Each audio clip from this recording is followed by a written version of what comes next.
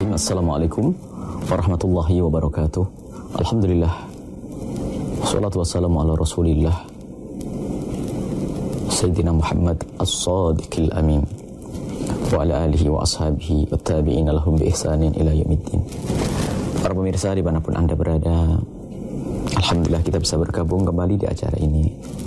Semoga Allah memberikan kepada kita ilmu yang bermanfaat, memberikan kepada kita pemahaman yang benar, dan semoga Allah memberikan kepada kita kemudahan untuk mengamalkan ilmu yang kita dapat.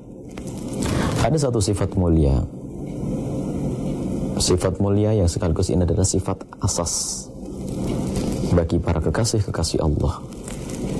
Maka yang mengambil sifat ini pun akan meningkat dengan kemuliaan, yaitu sifat as-siddiq. Jujur, tidak pernah berdusta. Ada sifat yang sangat rendah, yaitu berdusta. Dan tanda-tanda kemunafikan adalah berdusta. As-sidqu kunu ma'as-sadiqin. Allah memerintahkan agar kita bersama orang-orang as-sadiqin, yang jujur dalam bertutur kata, jujur dalam berperilaku, tidak menyembunyikan, tidak ada kemunafikan. Dan dikatakan oleh Nabi SAW, termasuk orang munafik adalah yang tidak bisa jujur. Diberi amanat idza tumina khan. Diberi amanat adalah khianat. Dan salah satu sifat Nabi yang selama ini kita hafal melalui pelajaran akidah, salah satu sifat Nabi adalah as-sadiq. Dan Nabi adalah as-sadiq sekaligus al-amin, sangat jujur dan sangat bisa dipercaya. Dan kejujuran adalah kemuliaan. Akan tapi kalau sudah orang biasa berdusta, subhanallah, dusta akan membawa orang ke neraka. Dan dusta akan menjadikan orang selalu berdusta dan berdusta.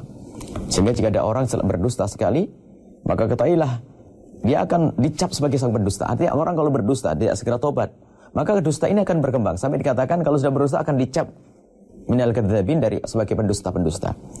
Maka ayo kita sekarang tata hati kita untuk kita sadar betul bahwasanya kita akan dilihat oleh Allah. Kita dilihat oleh Allah Subhanahu wa taala. Keyakinan bahwasanya Allah melihat kita ini adalah yang membentengi kita untuk tidak berbohong. Mungkin kita bisa berbohong kepada manusia karena kita menganggap manusia tidak tahu, karena dia kita bohong. Karena itu mereka kita bohongi. Akan tapi yang faham, yang sadar, Allah selalu melihat kapan dia akan berbohong. Tidak akan berbohong kepada Allah, tidak akan berbohong kepada manusia, karena kalau berbohong kepada manusia Allah Maha tahu.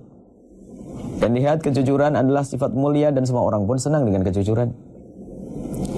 Siapapun senang dengan kejujuran. Jadi sifat jujur adalah sifat yang disenangi dan sifat seharusnya ada, dan ini adalah akhlak yang disepakati. Tidak ada yang tidak senang kejujuran. Bahkan sang pendusta pun senang dengan orang jujur. Nabi SAW disenangi oleh orang-orang karena kejujurannya. Sehingga bahkan setelah Nabi Muhammad mendapatkan wahyu, kejujuran Nabi masih tampak siddiq wal amanah. Maka dari itu lihat, biarpun mereka punya permusuhan urusan agama dengan Nabi SAW, akan tapi keyakinan bahwasanya Nabi adalah jujur dan punya agama yang mengajari kejujuran, mereka tetap percaya kepada Nabi SAW.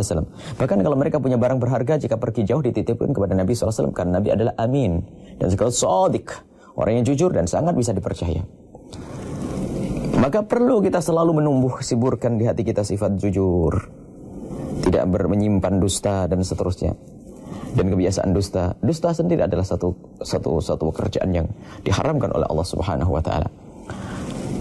Kalau orang biasa dengan siddiq, jujur dan tidak dusta, maka ini akan mengundang kebaikan di dunia dan di akhirat. Orang akan nyaman duduk dengannya. Maka kalau ada sebuah akidah yang mengajarkan dusta misalnya, boleh berbohong dan sebagainya. Nah, kalau berbohong diperkenankan, terus gimana kita bisa percaya dengan orang tersebut? Kita tidak besar apakah ini ngomong. Kita kalau sudah duduk dengan orang yang biasa berbohong, kita tuh bingung apakah dia benar atau tidak benar. Maka dari itu disyariatkan dalam Islam, berdusta adalah diharamkan. Maka hendaknya kita jujur. Akan tapi ada catatan di sana. Ada kalanya kita tidak dihimbau untuk jujur. Bahkan kita dihimbau untuk menutupi tanpa harus berdusta, yaitu aib dan dosa kepada Allah Subhanahu wa taala. Jangan sampai ada di antara kita salah di saat kita berbicara tentang kejujuran. Kalau kita ngomong yang benar, jangan biasa berbohong. Kemudian kalau berjanji, ayo kita tepati. Dan jangan bercerita sesuatu yang Anda tidak pernah melihatnya. Kemudian jangan berdusta atas nama para ulama, termasuk dusta atas nama Nabi, membawa hadis palsu, berarti tidak jujur. Amanat ilmiah, kalau kita menukil satu pengetahuan dari orang lain, yang harus kita katakan dari orang lain. Ini adalah kejujuran, dan itu adalah kebaikan, kemuliaan. Akan tapi ketahuilah ada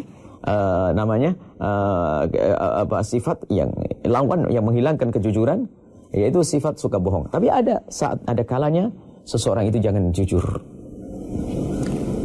Tidak diperkenankan jujur. Berterus terang menceritakan tentang apa? Tentang dosa pribadi dengan Allah. Perzinaannya, dosa masa lalunya dari meninggalkan sholat, dosa masa lalunya tentang minum minuman keras. Itulah dosa kepada Allah Subhanahu wa taala. Maka dalam hal semacam ini tidak dianjurkan Anda jujur dengan manusia, tapi Anda cukup jujur dengan Allah. Yang pernah kepleset dalam zina hendaknya ditutup, biar Allah yang tahu. Dan Anda tidak perlu jujur dengan siapapun, apakah orang yang akan menikahimu atau siapapun. Sebab itu adalah kehinaan. Kalau Anda bercerita kepada manusia, maka menjadi sebab tidak diampuni dosa tersebut. Jadi dosa kepada Allah tidak boleh jujur kita kepada manusia.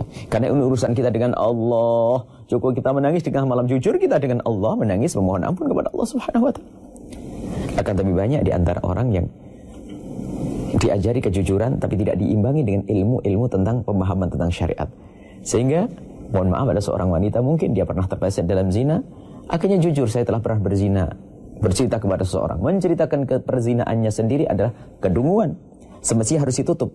Biar yang tahu hanya Allah saja. Adapun Anda berperanlah Anda sebagai seorang soleh atau solehah yang tidak pernah kenal kemungkaran, itu biar dipandang orang Anda sebagai seorang soleh, dan di hadapan Allah insya Allah sudah diampuni oleh Allah Subhanahu wa taala. Jangan terang-terangan dalam hal ini. Adapun selain dosa kepada Allah, hendaknya kita jujur. Baik, ada satu saat kita tidak boleh berjujur jika jujur itu menjadikan sebab permusuhan.